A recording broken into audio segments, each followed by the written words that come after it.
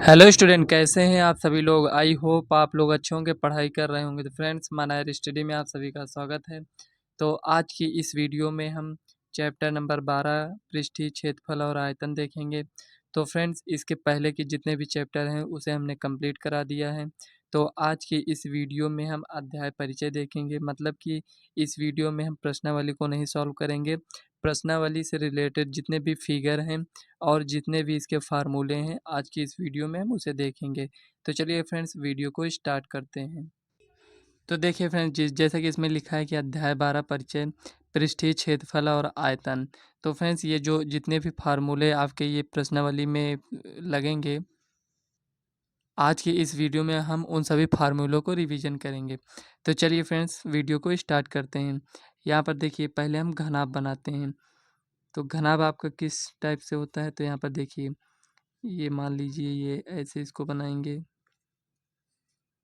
ये हो गया। और एक आपको ऐसे इस टाइप से बनाना पड़ेगा, ये देखिए। अब इसमें क्या करते हैं फ्रेंड्स, इसको आप ऐसे मिलाएंगे, इसको ऐसे मिलाएंगे, इसको ऐसे और ये ऐसे। देखिए फ्रेंड्स, ये आपका घनाभ बन चुका है। तो फ्रेंड्स, घनाभ में क्या होता है, लंबाई, चौड़ाई और ऊंचाई होती है। तो ये देखिए, यहाँ से यहाँ तक ये आपकी लंबाई हो गया। और चौड़ाई कौन सी है, ये आपकी इतनी ये चौड़ाई हो जाती है। और ये आपकी ऊंचाई है, ये आपकी ऊंचाई है। तो लंबाई, चौड़ाई, ऊंचाई ये हो गया। तो ये घनाभ का फार्मूला यहाँ पर हम लिख लेते हैं। तो यहाँ पर आपका घनाभ का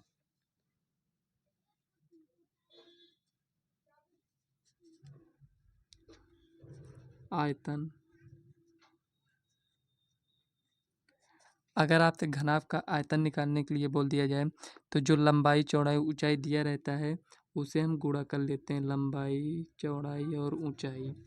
और मान लीजिए आपसे बोल दिया गया कि घनाभ का पृष्ठीय क्षेत्रफल। तो फ्रेंड्स, यहाँ पर लिखेंगे घनाभ का संपूर्ण पृष्ठीय क्षेत्रफल, घनाभ का संपूर्ण पृष्ठीय क्षेत्रफल। तो फ्रेंड्स, घनाभ का संपूर्ण पृष्ठीय क्षेत्रफल का मतलब ये हुआ कि देखिए, ये जो आपको ऐसे ये इस टाइप से दिख रहा है, ये कितना होगा, 2 होगा। एक इधर, एक ये जो पीछे दिख रहा है, ये 2। इसी तरह भी ये जो है एक पीछे साइड 2 ये भी होगा। और ये ऊपर साइड ये जो आपको दिख रहा है ये नीचे भी होगा। तो संपूर्ण पृष्ठीय क्षेत्रफल निकालने के लिए क्या करेंगे, इसका क्षेत्रफल निकालेंगे, इसका निकालेंगे, इसका अलग अलग सबका निकालेंगे। जब उसको हम ऐड करते हैं तो वही आपका फार्मूला बनता है, 2 ब्रैकेट में LP plus BH plus HL। यल क्या है, लंबाई, ये क्या है, चौड़ाई, ये क्या है, H ऊंचाई है। तो ये आपका क्या है, यहाँ पर फिगर जो बना है ये आपका घनाभ है, ये हो गया। और मान लीजिए फ्रेंड्स, आपसे बोल दिया जाए कि घनाभ का पार्श्व पृष्ठीय क्षेत्रफल, तो इसका फार्मूला होता है घनाभ का पार्श्व पृष्ठीय क्षेत्रफल। तो फ्रेंड्स, इसका ये मतलब होता है, तो पहले चलिए फार्मूले को लिख लेते हैं, उसके बाद बताते हैं। 2 ब्रैकेट में L plus B into H, ये होता है। तो फ्रेंड्स, ये जो फार्मूला होता है ये कमरे के 4 दीवारों का क्षेत्रफल होता है। मतलब कि अगर हमें 4 दीवारों का क्षेत्रफल निकालना हो तो इस वाले फार्मूले से हम निकाल सकते हैं। तो 4 दीवारों का क्षेत्रफल का मतलब फ्रेंड्स ये हुआ कि ये जो, जैसे आप किसी कमरे में बैठे हैं, तो ये जो ऊपर छत है और जो नीचे फर्श है, इसको इसमें सम्मिलित नहीं किया जाता है, सिर्फ 4 दीवारों को इसमें लिया जाता है। तो इसका फार्मूला होता है 2 ब्रैकेट में L plus B into H। तो वही है घनाभ का पार्श्व पृष्ठीय क्षेत्रफल। तो फ्रेंड्स, ये इतना आपको याद हो गया होगा। अगर नहीं याद हुआ है तो आप वीडियो को दोबारा देखकर इसको याद कर लीजिएगा, नहीं तो एक कॉपी में आप इसको अच्छे से लिख कर उस तरह आप इसको याद कर सकते हैं। तो देखिए फ्रेंड्स, ये घनाभ हो गया। अब चलिए घन के बारे में जान लेते हैं। तो फ्रेंड्स, यहाँ पर देखिए, घन को बनाने में आपको यहाँ पर इस तरह आप बनाएंगे। तो फ्रेंड्स, घन को बनाने के लिए सभी कोण ये बराबर होंगे, मतलब ये जो भुजा दिख रही है ये सभी का बराबर होना चाहिए। तो यहाँ पर देखिए, ये इस टाइप से,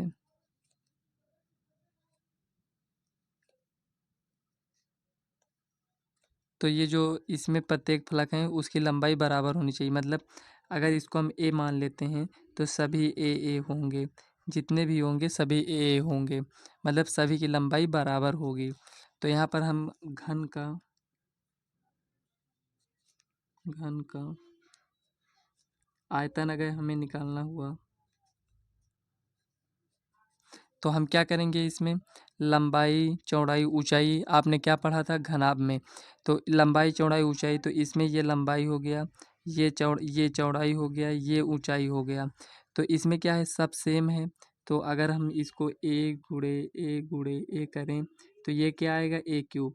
तो घनाभ का आयतन क्या होता है आपका, ए क्यूब होता है। उसके बाद यहाँ पर लिखेंगे घन का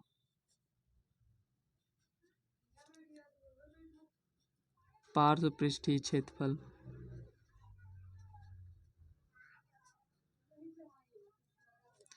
क्या होगा, 4a²। तो फ्रेंड्स जैसे आपने घनाभ में पढ़ा था उसी टाइप से ये भी है, घन का पार्श्व पृष्ठीय क्षेत्रफल। इसमें क्या है कि सभी भुजाएं आपस में बराबर हैं, मतलब जितना ये है उतना ये भी है, जितना ये है उतना ये भी है, मतलब लंबाई चौड़ाई ऊंचाई जितना है सभी बराबर हैं। तो इस तरह आप इसको समझ सकते हैं। इसको फ्रेंड थोड़ा साइड में कर देते हैं। और मान लीजिए फ्रेंड्स ये पार्श्व पृष्ठीय क्षेत्रफल मतलब ये हुआ कि इसमें ये ऊपर और ये नीचे का भाग, ये वाले भाग को नहीं लिया जा रहा है। और इसके बाद अगर मान लीजिए पूरे को सम्मिलित कर लिया जाए तो इसमें क्या होगा, घन का संपूर्ण पृष्ठीय क्षेत्रफल। घन का संपूर्ण पृष्ठीय क्षेत्रफल क्या होगा, देखिए अभी तक 4a² था, अब दोनों को शामिल इसमें सम्मिलित कर लिया गया है। तो ये इसका अगर हम क्षेत्रफल निकालेंगे तो इसका क्षेत्रफल क्या आएगा, a², इसका क्या आएगा, a²। तो दोनों को ऐड कर देंगे तो 2a² हो जाएगा। तो इसी में ऐड कर देंगे इसको, तो ये आपका 6a² हो जाता है। तो फ्रेंड जितना हो सक रहा है हम यहाँ पर आपको डिटेल से बताने का प्रयास कर रहे हैं, तो आप लोग अच्छे से समझने का प्रयास करिए। तो देखिए घन और घनाभ आपका कंप्लीट हो चुका है। तो चलिए वृत्त के बारे में जान लेते हैं। तो फ्रेंड देखिए वृत्त में आपको क्या बताना है, ये आपका सेंटर होता है, केंद्र लिख देते हैं यहाँ पर, और यहाँ से यहाँ तक मिलाते हैं तो ये आपकी ये त्रिज्या हो जाती है। अगर यहाँ से लेकर केंद्र से अगर मिलाते हुए यहाँ तक आते हैं तो ये आपका क्या हो जाता है, डायमीटर मतलब व्यास हो जाता है। तो फ्रेंड्स इसके बारे में तो आप जानते होंगे, इसमें आपको ज़्यादा नहीं बताना है। तो यहाँ पर हम लिख देते हैं, लिखेंगे वृत्त का क्षेत्रफल क्या होता है, πr²। अगर अर्धवृत्त का क्षेत्रफल पूछे तो इसी में आप 2 से भाग दे दीजिए। और देखिए वृत्त का क्षेत्रफल πr², और वृत्त की परिधि मान लीजिए ज्ञात करना हुआ तो वृत्त की परिधि क्या होता है, 2πr। अब देखिए इसमें पाई का मान आपसे कभी कभी बोलता है कि पाई बराबर 22/7 रखना है, कभी कभी कहता है 3.14 रखना है। तो फ्रेंड्स जब बोले कि 3.14 रखना है तो हमें इसी 3.14 को रखना है क्वेश्चन में। अगर नहीं बोल रहा है तो ये आपके ऊपर है, आप कुछ भी रख सकते हैं, 22/7 भी रख सकते हैं, 3.14, जिस तरह आपको इजी लगे वो उसको आप रख सकते हैं। तो फ्रेंड्स इसमें आपको ये इतना ही जानना था। उसके बाद चलिए फ्रेंड्स बेलन के बारे में जान लेते हैं। तो देखिए फ्रेंड्स यहाँ पर हमने बेलन बना लिया है। अब देखिए इसमें जैसे इसको इस तरह बनाए हैं, ये इसको इस तरह कर दीजिए, उसी तरह यहाँ पर भी बनाएंगे।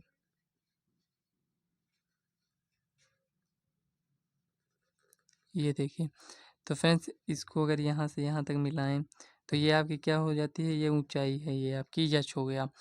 तो देखिए फ्रेंड्स ये जो यहाँ से इस टाइप से है ये एक प्रकार से आपको वृत्त के टाइप से दिख रहा होगा, और यहाँ पर भी ये वृत्त के टाइप से बना हुआ है। तो ये आपका क्या होता है, ये ऊंचाई होता है।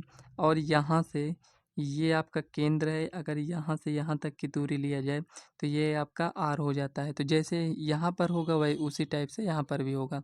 तो इसमें आपको क्या ज्ञात करना रहता है, बेलन का पृष्ठीय क्षेत्रफल, बेलन का आयतन, आपको यही सब इसमें ज्ञात करना रहता है।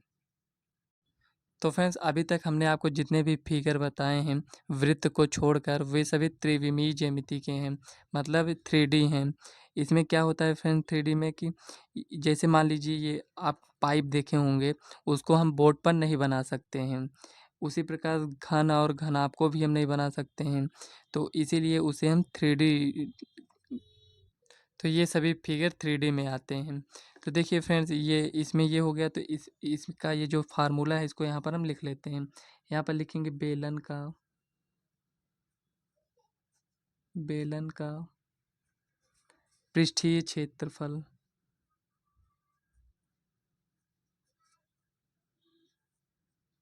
तो देखिए फ्रेंड्स, यहाँ पर हमने संपूर्ण पृष्ठ नहीं लिखा है, सिर्फ बेलन का पृष्ठीय क्षेत्रफल क्या होता है, 2πr/h। तो फ्रेंड्स, ये पृष्ठीय क्षेत्रफल होता क्या है, तो ये जो फ्रेंड्स ये ऐसे इस टाइप से है ना, इसको छोड़कर ये जो इतना आपको दिख रहा है ऊपरी हिस्सा पाइप, अगर आप देखेंगे तो ये ऊपरी हिस्सा गोले का और ये जो नीचे का हिस्सा है इसको छोड़ कर लिया जाए तो वही बेलन का बेलन का पृष्ठीय क्षेत्रफल होता है। मतलब ये सब भाग, ये ऐसे ऐसे जो होता है ना, इस टाइप से ऐसे ऐसे मुड़ा हुआ भाग पाइप में आप देखे होंगे इस टाइप से, तो इसमें ये आपका ये पृष्ठीय क्षेत्रफल होता है। अगर हमें पृष्ठीय क्षेत्रफल निकालना हुआ तो 2πr/h होता है।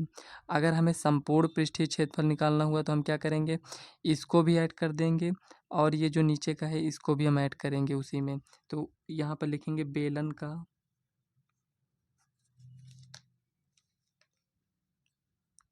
संपूर्ण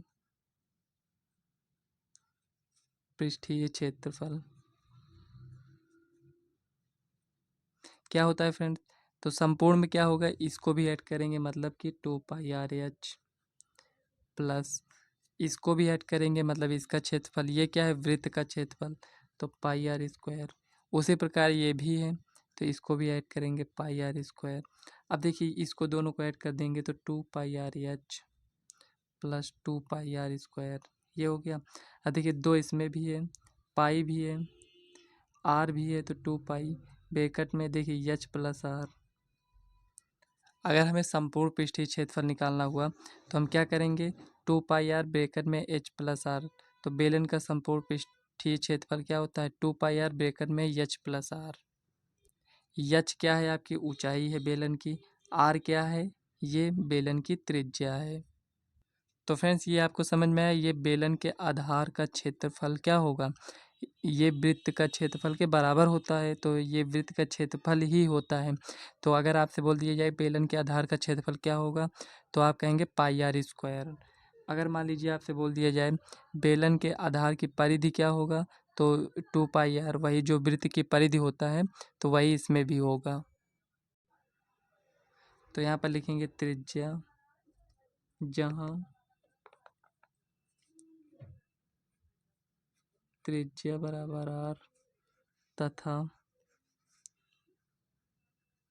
ऊंचाई बराबर एच है। तो फ्रेंड्स, अगर यहाँ तक आपको समझ में आ चुका हो तो चलिए आगे बढ़ते हैं। तो फ्रेंड्स, यहाँ पर आप देख सकते हैं ये जो आकृति बनी हुई है ये क्या है, अगर आपसे पूछेंगे तो आप कहेंगे ये वृत्त है, लेकिन ये क्या है फ्रेंड्स, ये गोला है। गोला को इंग्लिश में कहते हैं स्फीयर। तो फ्रेंड्स, गोला, इसमें क्या पहचान है, तो फ्रेंड्स ये जो वृत्त होता है ये आपका 2D होता है और ये जो गोला होता है ये आपका 3D होता है। जैसे बॉल आप देखे होंगे तो ये वही उसी टाइप से है, ये गोला वही बॉल की टाइप का होता है। तो इसमें क्या होगा फ्रेंड्स, इसमें ये आपका केंद्र होगा, इसमें क्या है, ये आपका त्रिज्या होगा। तो फ्रेंड्स, गोले में क्या होता है, गोले में ऊंचाई भी होती है, इस टाइप से ऐसे ऊंचाई होगा। तो ऊंचाई क्या है, ये आर ही होगा, इसको हम यच माने या आर माने। तो देखिए ऊंचाई तो यच होती है, लेकिन किसके बराबर होगा, आर के ही बराबर होगा। मतलब कि यहाँ पर यच बराबर आर होता है। अगर हम ऊंचाई लेते हैं तो ये आर के बराबर होगा, मतलब ये गोले की त्रिज्या के बराबर होता है। तो इसमें क्या होगा फ्रेंड्स, गोले का आयतन, तो यहाँ पर लिखेंगे गोले का आयतन, आयतन क्या होगा, 4/3 πr³। अगर हमें गोले का आयतन निकालना हुआ तो हम 4/3 πr³ से गोले का आयतन निकाल सकते हैं। अब हमें गोले का पृष्ठीय क्षेत्रफल निकालना है, तो यहाँ पर लिखेंगे गोले का संपूर्ण पृष्ठीय क्षेत्रफल, गोले का संपूर्ण पृष्ठीय क्षेत्रफल। गोले का संपूर्ण पृष्ठीय क्षेत्रफल क्या होता है? 4πr²। मतलब कि फ्रेंड ये स्क्वायर होगा यहाँ पर, इसमें से एक आर कम कर कर यहाँ जो 3 है इसको हटा देना है, बस 4πr²। गोले का संपूर्ण पृष्ठीय क्षेत्रफल क्या होगा? 4πr²। तो फ्रेंड्स यहाँ पर देखिए, ये गोले के बारे में तो आप जान गए। मान लीजिए यहाँ पर ये जो गोला है इसके बजाय हमें अर्धगोला दे दिया जाए तो हम क्या करेंगे? तो देखिए फ्रेंड्स, यहाँ पर जैसे ये पूरा गोला था और ये आपका अर्धगोला बन गया, तो ये जो गोले का आयतन है, तो ये पूरे गोले का आयतन है, लेकिन ये क्या है, इसमें अगर हम निकालेंगे तो अर्धगोले का आयतन निकालेंगे, तो यहाँ पर लिखेंगे, तो ये जो आपका यहाँ पर है ये पूरा क्या है, ये डायमीटर है, यहाँ आपका केंद्र होगा, तो यहाँ से यहाँ तक की दूरी कितना होगा? आर होगा। तो यहाँ पर लिखेंगे अर्धगोले का आयतन। ये आपका क्या था? गोला था। ये क्या है? आपका अर्धगोला है।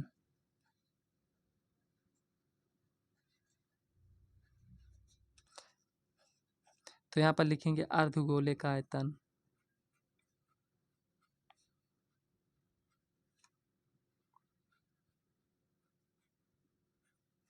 तो फ्रेंड्स, अर्धगोले का आयतन निकालने के लिए हम क्या करेंगे?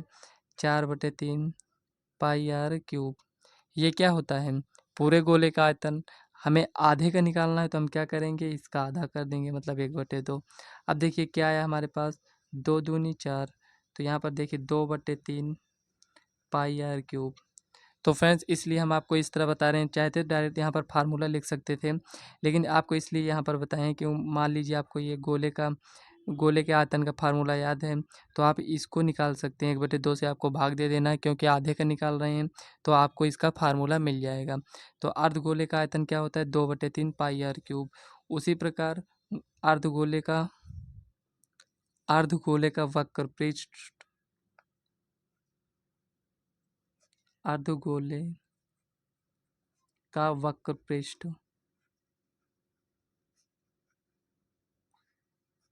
क्या होगा? इसमें अर्धगोले का वक्र पृष्ठ 2πr²। तो फ्रेंड्स, ये अर्धगोले का वक्र पृष्ठ मतलब ये हुआ, जो ये वक्र टाइप का है इसी का हमें क्षेत्रफल निकालना है। तो अर्धगोले का वक्र पृष्ठ क्या होता है? 2πr²। और मान लीजिए अर्धगोले का संपूर्ण पृष्ठीय क्षेत्रफल निकालना हो तो यहाँ पर हम लिखेंगे अर्धगोले का संपूर्ण पृष्ठ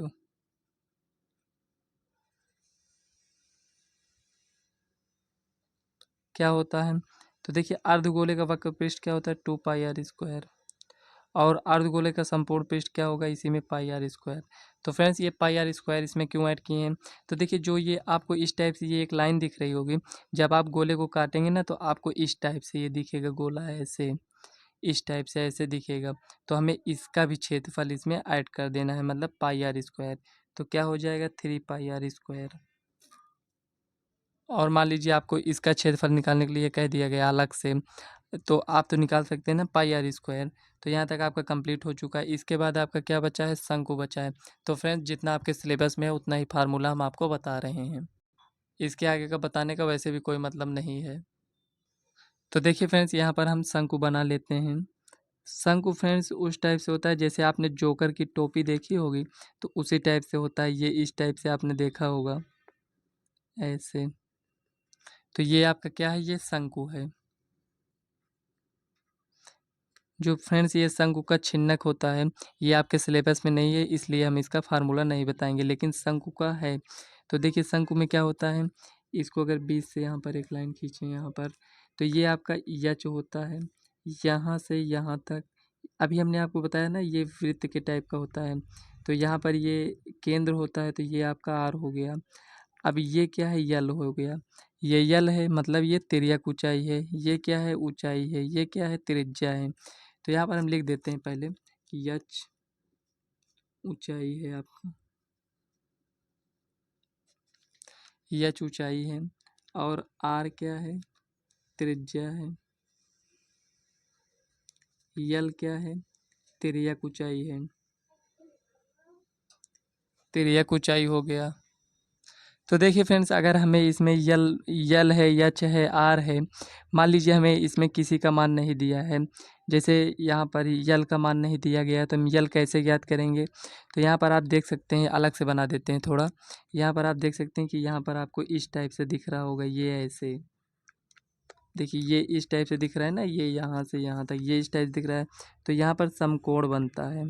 तो ये जो यल है, तिर्यक ऊंचाई, यहाँ पर ये कर्ण होगा, और ये यच है, ये आर है। तो यल तो हम ज्ञात कर सकते हैं ना, तो यल ज्ञात करने के लिए हम क्या करेंगे? तो यहाँ पर हम लिखेंगे यल बराबर रूट में R square plus H square. एक प्रकार से ये आपका पाइथागोरस प्रमेय इसमें लगा है। तो ये समकोण है तो पाइथागोरस प्रमेय लगेगा, वो आपको भी पता है। तो यल बराबर क्या होगा? रूट में R square plus H square. अब चलिए इसमें का हम फार्मूला देख लेते हैं। शंकु का पृष्ठीय क्षेत्रफल हम देख लेते हैं। तो शंकु का वक्र पृष्ठ यहाँ पर लिखेंगे, शंकु का वक्र पृष्ठ। तो फ्रेंड्स, ये वक्र पृष्ठ मतलब आप समझ रहे हैं यहाँ पर क्या होगा? ये जो यहाँ पर देखेंगे ऐसे मुड़ा हुआ भाग, ऐसे टोपी में देखेंगे, ये यहाँ से ऐसे ऐसे जो मुड़ा हुआ ऐसे भाग रहता है, ऐसे ऐसे, ये इस टाइप से। तो हमें इसका सिर्फ क्षेत्रफल निकालना है। इस वाले क्षेत्रफल हमको इसका नहीं निकालना है, सिर्फ हमें मुड़े हुए भाग का क्षेत्रफल निकालना है। तो यहाँ पे लिखेंगे शंकु का वक्र पृष्ठ क्या होता है? पाई आर एल। आर क्या है? त्रिज्या। यल क्या है? तिर्यक ऊंचाई, हमने आपको पहले ही बता दिया है। शंकु का वक्र पृष्ठ क्या होगा? पाई आर एल। तो और शंकु का संपूर्ण पृष्ठ क्या होगा? यहाँ पर लिखेंगे शंकु का संपूर्ण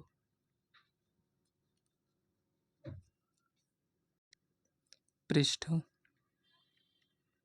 क्या होगा? पाई आर एल ही होगा।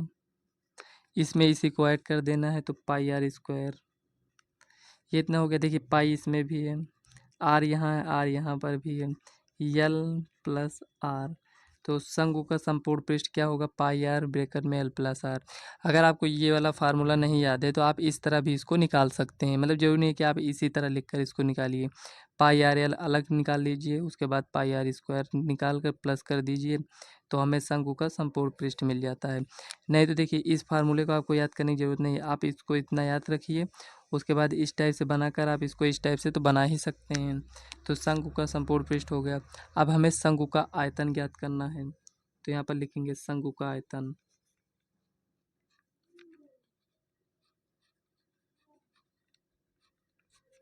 शंकु का आयतन क्या होता है? 1/3 पाई आर स्क्वायर एच। तो आर तो आपको पता है, एच क्या है? ये आपकी ऊंचाई है, तो 1/3 पाई आर स्क्वायर एच। तो फ्रेंड्स, यहाँ से आपका ये कंप्लीट हो चुका था, जितना ही भी मोस्ट इम्पॉर्टेंट था हमने यहाँ पर इसमें कंप्लीट कर दिया है। तो फ्रेंड्स, अगर आप इसको अच्छे से समझ लिए होंगे तो अब आपको प्रश्नावली को लगाने में ज़्यादा प्रॉब्लम नहीं होगी।